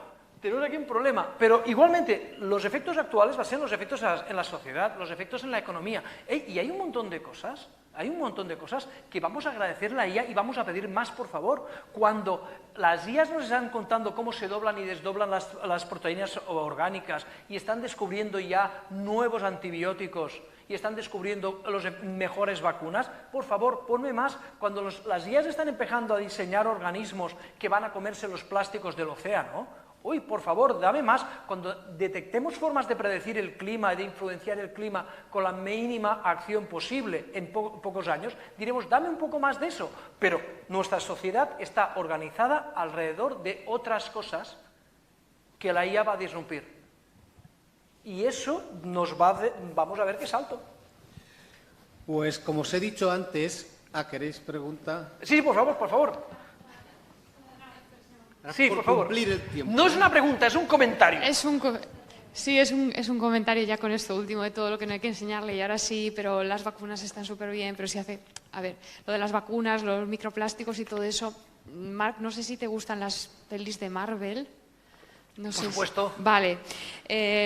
Vale, todo el tema de los microplásticos, las vacunas y descubrir estas cosas, eso sería Jarvis, ¿no? Pero ¿puede llegar Ultron? ¿Qué? Exacto, es Ultron. Puede llegar Ultron. O sea, Jarvis es el de las vacunas, ¿no? sí. Pero ¿podría llegar Ultron? Es decir, todo lo malo. Si es capaz de autoprogramarse o de programarse, conectarse a Internet, manipular a las personas, ese sería la cara B, ¿no? El lado oscuro, Ultron. ¿Podría llegar? Actualmente no existe inteligencia artificial genérica. No existen. No son agentes, no tienen voluntad, no tienen incentivos.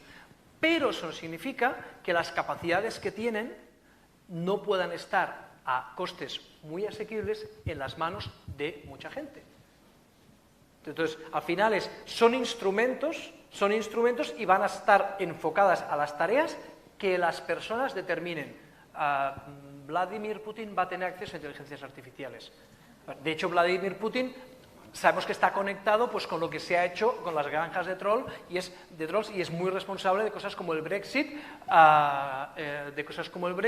cosas como Trump e incluso cosas como el 1 de octubre en Cataluña y la reacción que hubo, la polarización masiva que hemos tenido en España respecto de eso. O sea, estuvieron, entonces al final... Son herramientas, pues potencialas, vitamínalas, más capacidad de influencia, más capacidad de tal, más capacidad de cual. Es peligroso, es peligroso. Faraón antes decía, ¿hasta qué punto se puede parar? El señor Nick Bostrom, un filósofo de Oxford, tiene un experimento mental, que él habla de la urna de la invención. La urna de la invención es en la que la humanidad saca cosas, inventa la rueda, inventa el fuego, ¿vale? Y hay algunas cosas y algunas culturas que son capaces de volver a meter cosas dentro de la urna. Por ejemplo, China con la navegación oceánica. China llegó a Madagascar y dijeron, mira, volvemos para casa, quemamos los barcos y nos quedamos en casa que estamos mejor. Una decisión. Actualmente parece ser que nuestra sociedad no está preparada para volver a meter bolitas dentro de la urna de la invención. Cosas como la energía nuclear, la fisión, la fusión y la inteligencia artificial la hemos sacado. Ahora tenemos que gestionarlo. Tenemos que gestionarlo, ser conscientes y a partir de aquí cada uno intentar. Y como sabemos que en el futuro sabremos lo gilipollas que somos, tenemos que saber que cualquier cosa que digamos, especialmente yo, nos vamos a equivocar. Nos vamos a equivocar.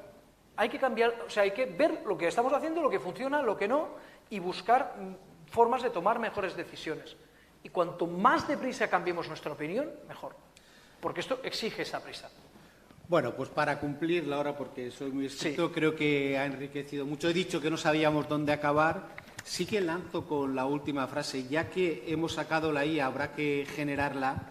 Ya propongo y conecto, y si acaso ahora van a decirlo, si empezamos las jornadas de redes 2024, pues yo creo que Mar nos la ha dejado la pelota botando por si queremos rematarla y tenemos un año para ver qué, no sé qué va a pasar. No sé si estaremos hablando de este tema o estaremos hablando de otro, pero queda ahí la pelota botando para ver qué hacemos en todo este año y que nos contamos entre nosotros en Redes 2024. Marc, muchísimas gracias. Gracias.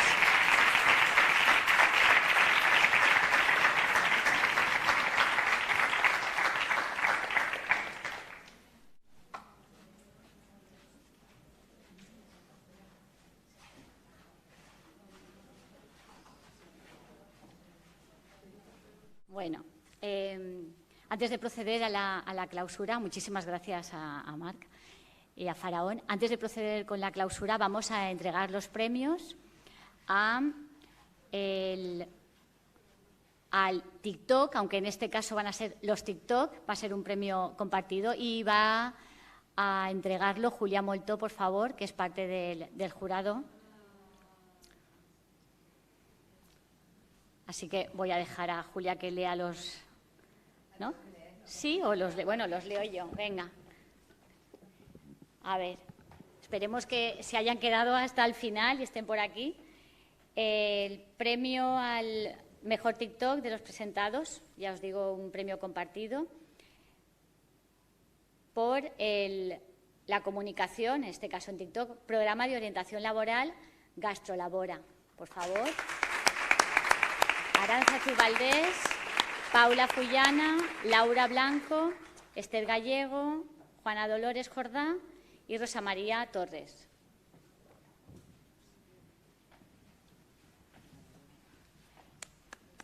Ahora sí.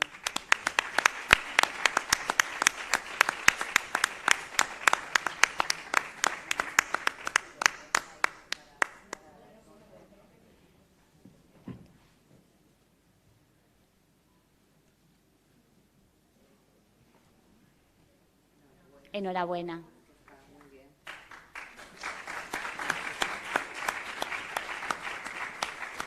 ¡Ey, les has dado el otro!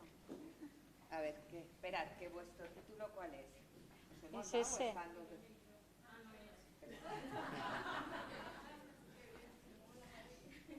Ese no es. Yo lo estaba leyendo y ha cogido el otro. Pues es que se ha leído el mismo.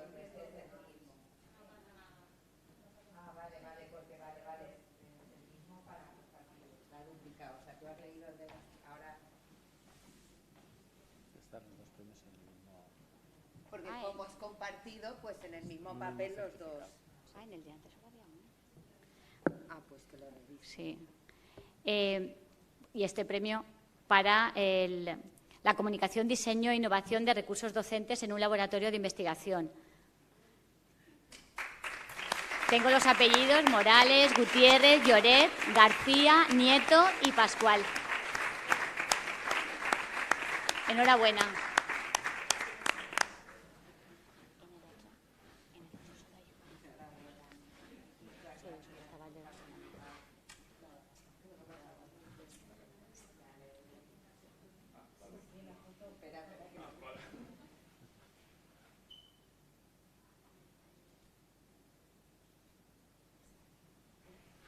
Enhorabuena.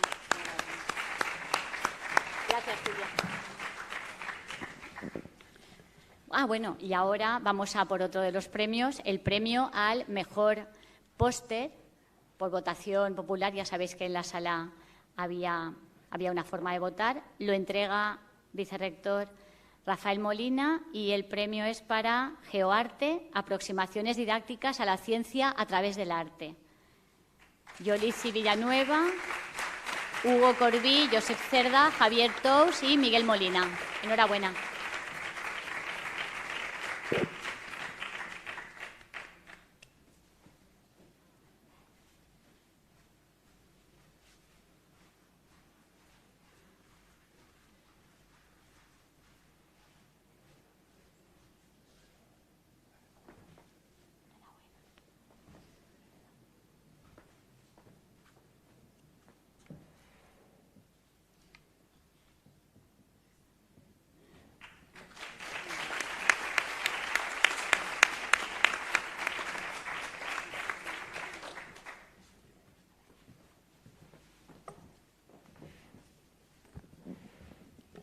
Enhorabuena a todas las personas que han contribuido y a los premiados, evidentemente.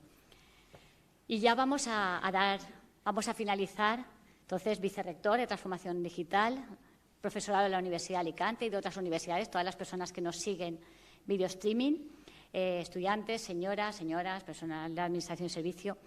Ayer mismo, aunque me parece ya que hace unos días, pero fue ayer mismo, iniciamos las 21ª jornadas en redes de investigación en docencia universitaria y el sexto workshop internacional de innovación en enseñanza superior ITIC.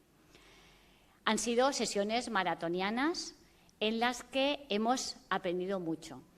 Empezamos ayer con una conferencia con Tiscar en la que vimos, manejamos, nos comentó, nos habló, estuvimos viendo métodos formales, métodos informales, nos planteó reflexiones que por lo menos a mí sí me hicieron pensar en por qué nuestros estudiantes no ven que sea lo mismo aprender que estudiar. Entonces nos hizo reflexionar. Supongo que esto nos dará pie para nuevos proyectos para el próximo año. Las profesoras Antonia y Ana nos presentaron datos objetivos de género en las universidades y también iniciaron un buen debate que el tiempo hizo que termináramos rápido, pero realmente pues, nos hizo ver, ¿no?, la realidad y que nos queda mucho por hacer. El profesor Marc Alier, ahora mismo, y Faraón, yo estoy convencida que nos ha dejado un poco así como el terror en el cuerpo, a ver qué pasa con la IA, pero yo estoy convencida y como he oído a Faraón tantas veces y pienso igual, soy optimista y si no, no sería docente, ¿verdad? Entonces, creo que todo esto es bueno que nos asuste porque cuando tenemos miedo reaccionamos y esperemos que la reacción sea buena, sea una reacción positiva, no reaccionemos escondiéndonos bajo la mesa y esperando que las cosas pasen. Hemos asistido también a talleres muy interesantes, a talleres en los que nos han hablado de coevaluación, de aprendizaje-servicio y de estudiantado de altas capacidades. Hemos podido dialogar en pasillos, en el café y sigo pensando y soy una convencida de que el pasillo es importante, hacer pasillo, hablar, debatir y además me quedo con las sonrisas con las que la gente terminaba las comunicaciones, cuando luego en el pasillo, tras una comunicación, después de las comunicaciones había un debate y tras el debate salía la gente con la sonrisa, muy bien, muy bien, muy bien. Me quedo con eso. Eso considero que solo por eso ha merecido la pena. Por tanto, pues eso, hemos vivido muchos momentos interesantes y desde el ICE, todo el personal del ICE, hablo yo, pero realmente todo el personal ha estado ahí apoyando. Habéis visto a mis compañeras y compañeros ahí al pie del cañón, han hecho que esto sea posible. Yo al final sí que quiero un aplauso por todas estas personas que han estado ahí nuestros días, todo el año, para que esto pueda funcionar como corresponde y tenga éxito. Y tengo claro que hay muchas cosas que son mejorables, seguro. O sea, nos han dado ideas, en los cafés, que sepáis que tenemos ideas de cara a cómo divulgar o cómo darle más visibilidad a las redes, y ya iremos haciendo. Pero todo es susceptible de mejora. Entonces, os animamos a que cuando os lleguen las encuestas, pues las rellenéis y podamos tener ese feedback de qué cosas son mejorables. Entonces, estamos siempre abiertos a todo esto. Y como ocurre en las hogueras, cuando se queman, lo que se piensa es vamos a empezar la nueva hoguera para el año que viene. Bueno, pues puesto que estamos en Alicante, aquí vamos a pensar lo mismo. Entonces, yo os animo a que esto no sea un final, sino un punto y seguido, y empecemos a trabajar en las próximas jornadas para la próxima edición. Y espero volver a contar con todas vosotras y con todos vosotros. Y ahora mi aplauso para el equipo del ICE.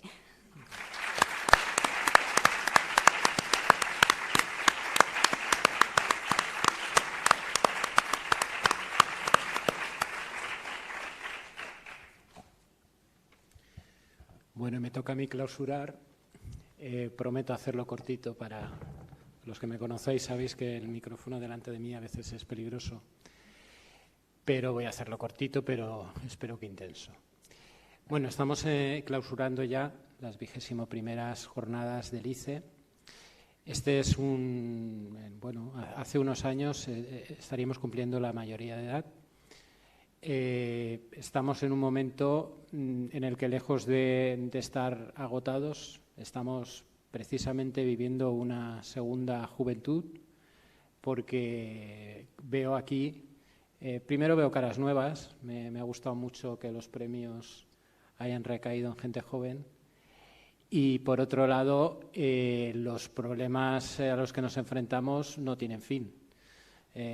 Desafortunadamente o afortunadamente, si no nos aburriríamos, ¿no?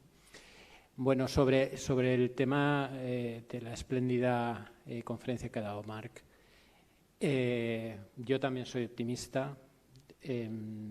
También, en este caso, más allá de vicerrector, soy investigador en IA. Entonces, pues tengo una visión a lo mejor un poquito más informada de la parte técnica, pero no de la parte de cómo repercute en la sociedad, porque al final esto la tenemos todos de una manera parecida, ¿no? Soy optimista, creo que al final, siempre que hay un cambio tecnológico, todos nos asustamos, hay voces siempre catastrofistas, pero al final la humanidad sale adelante. Bueno, espero no estar viviendo... No me considero tan importante como para estar viviendo este momento tan crítico. Puesto en perspectiva de los miles de años que tiene la civilización humana, considero que esto es un bache más en el camino, y que, por otro lado, también es una oportunidad, ¿no? Es algo que nos estimula a continuar. Si lo estamos planteando es porque nosotros mismos lo hemos inventado. Bueno, vamos a ver qué posibilidades tiene esto. Entonces, yo en ese sentido quería un poco tranquilizar, ¿no? Está muy bien que nos llevemos estos what the fuck, pero también que luego nos relajemos y vemos las cosas con perspectiva. Probablemente el año que viene estaremos aquí hablando muy probablemente de este tema, pero de muchos otros, que sabéis que esto va a una velocidad que casi cuando pusimos el título a las jornadas de este año empezábamos a intuir que íbamos a hablar de IA, pero no pensábamos que iba a haber este boom. Bueno, ahora empezamos a intuir que quizás el año que viene pongamos el título de IA y nos equivoquemos, pero bueno, siempre estamos a tiempo de rectificar como hemos hecho este año, ¿no? En parte. Bueno, en cualquier caso, para no enrollarme más, daros las gracias a todos los que habéis participado en las jornadas, aquí de manera presencial, a través del streaming, los diferentes ponentes, participantes en las ponencias, en los talleres. Muy particularmente quiero agradecer a la Facultad de Educación, que es la anfitriona siempre de estas jornadas, por los medios que pone a nuestra disposición y al final esta es la Casa de la Educación, entonces es muy propio que estemos aquí. Y bueno, me vais a permitir también que felicite muy expresamente a Alice, a todos sus trabajadores, ya lo ha mencionado Rosana, pero yo que encima no estoy directamente en el ICE, aunque es mi responsabilidad, lo puedo decir todavía con más orgullo, ¿no? Que la verdad es que es un privilegio el trabajar con ellos y tener la oportunidad de cerrar estas jornadas que siempre aportan muchísimo a todos. Animaros a que continuéis trabajando en estas redes nuevas, aportando en innovación educativa, resolviendo los problemas antiguos, planteando los problemas nuevos y también tratando de resolverlos, y que nos veamos aquí el año que viene con nuevas propuestas y con premios tan merecidos como los de este año. Muchísimas gracias a todos.